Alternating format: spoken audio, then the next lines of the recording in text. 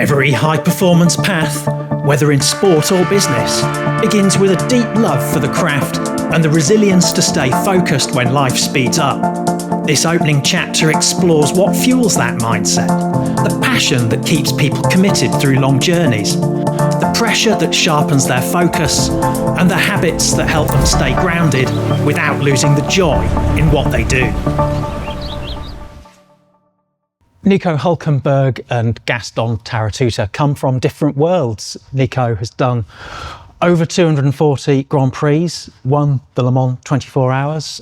Gastón, you're an entrepreneur. You built Aleph into a global digital advertising powerhouse. But they have a lot in common, professional lives built on resilience and coping under pressure. And let's face it, Grand Prix season, 24 race weekends.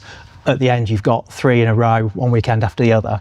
How do you actually build to maintain stamina and have peak performance at the right time when you've got such an intense working season? Well, that's the job. Obviously, the season is made of 24 races, and they're spread out obviously over the year. But at the end of a season, it's when it matters almost the most.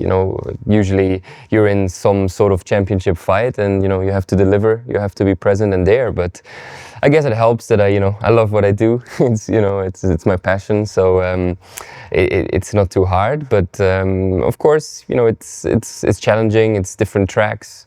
You have to have the right feeling, but having a very positive and happy mindset heading into the last part of the season. And Gastón, we had dinner last night. You had to go straight onto a meeting at 11 o'clock. You'd flown in from the Middle East. We'd closed a deal. How do you kind of stay focused and deal with that sort of pressure all the time? I think I connect with what Nico said, is when you feel passion, it's not a job. I don't remember one day of my career not wanting to go to work. So I enjoy every day. For me, there's people that live their life, today's Monday. And then you meet them in the elevator again on Wednesday and they say, getting through the week. So these people, on Friday, they're really happy on Fridays, right? And then Saturday, but Sunday depression comes because Monday comes. I actually hate when there is quietness, So I want action like this man. So for me, it's not a switching, it's the same person.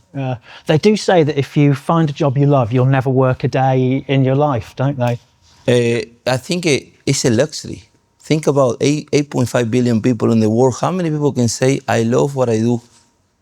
I mean, constantly, I enjoy it. I feel the adrenaline, not the adrenaline him I feel when he's about to be in the podium, but I feel a lot of adrenaline as well. Nico, you don't love what I do you? Sometimes.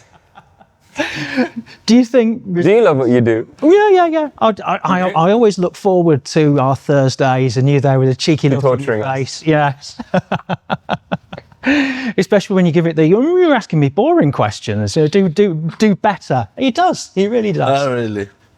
You have to challenge them a bit as well, It's too easy otherwise for them. I mean, it is very easy to sort of go onto automatic pilot if you're not challenged constantly. Do you think that resilience is something that you're born with, or can you sort of develop it? I think probably a bit of both. In all honesty, it's obviously, in racing, usually most of the racers, do it from a very young age, from child age, and you're born into it, you grow up in that sort of environment, and you have to learn from a young age, what it means to have bad days, to feel disappointed, but also how to turn that around again, and use that in a positive and healthy way. So I think you obviously learn and adjust, and all that experience obviously helps you and does something to you as a young individual. But in racing, the good news is there's always the next opportunity and race around the corner, where you can bounce back and prove yourself how you deal with difficult situations. Yeah, because you arrived in America with $300 in your pocket as a student, so you sort of must have had quite a tough experience from the get-go. Yes, I'm happy that I had the opportunity to arrive with that and start from zero. I feel very connected with sport and with him and the point of resilience. if you know, this summer I read Wealth of Nations of Adam Smith. And he says that naturally we want to be loved and we want to be liked. And I think that's at least if I speak for myself, that's my inner. I want to be loved, I want to be liked, I want Aleph to be a platform for community, platform for love, to give love to my colleagues, a platform where we enjoy. I think the resilience, the fuel of the resilience is that. I remember one day we had opportunity to sell the company to Sony back in 2015, and one colleague sent me a message says, and now what? What's next? I said, come on, brother, let me enjoy this day, right? And we want to keep winning. I'm sure Nico, after his podium, he wants more, and this is the fuel that keeps us going, no? Well, yeah, because in the business world and Formula One, you're chasing finishing lines, but once you've crossed it, there's the next one, isn't there? So what is the process like of sort of resetting around the next target? Yeah, like you say, there is always the next one, and it's also good that it's like that. It's obviously, I think in the commercial, in the business world, but also in the sporting world, you got to stay hungry. You need to have that drive, to wanting to do more, to wanting to do better. That's how you obviously improve. That's how we as a team, try to chase perfection, and develop and get better, week on week, race by race. But again, I'm in my dream job, so that makes a lot of things obviously easier. Because afterwards, once you've done the rounds of the TV and then us lot poking our recorders in your face, you go into a debrief. And what do those look like? Do you allow yourself to dwell on your successes, or is it more balanced? Is it more sort of, well, here's how we can do better next time? Well, it depends. They're not always, good meetings. Sometimes, you've had bad days, but they're pretty informal, obviously factual. We don't talk so much about what's good. It's more about what's bad, or where can we improve. The car as an organization, as a team, because that's ultimately how you improve. You need to face the areas where you still have room for improvement, and where you're struggling. So that's where really the focus is. After the race, the debriefs around what happened in the race, but also a bit of a summary about the weekend. And yeah, this is also, besides obviously from driving, what, everyone sees on the TV, that's, the end product as a driver. You have a lot of, other things to do. And, sitting with the engineers and with the team is also a big part of the job, and one that I really enjoy, actually. I mean, being a driver is a bit like being a swan in many ways. It sort of seems to be gliding across the water, but underneath it's paddling furiously. Nice description. There you go. That's my job.